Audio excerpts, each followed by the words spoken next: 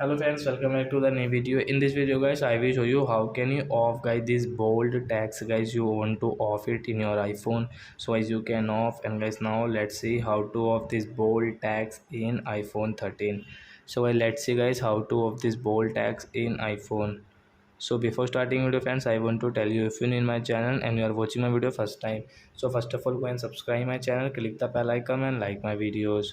So guys, now let's start the video guys. First of all guys, come in your phone setting app.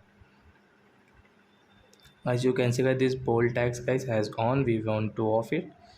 Guys, click on display and brightness setting and guys scroll it. Then guys, you can see your bold text, so you can off guys. After of bold text guys, you can see your text.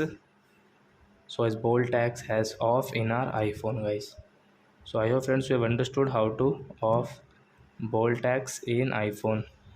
So that's it guys, thanks for watching my video. Now we will meet on next video with new topic. Before going, please go and like and subscribe my channel. Bye bye friends.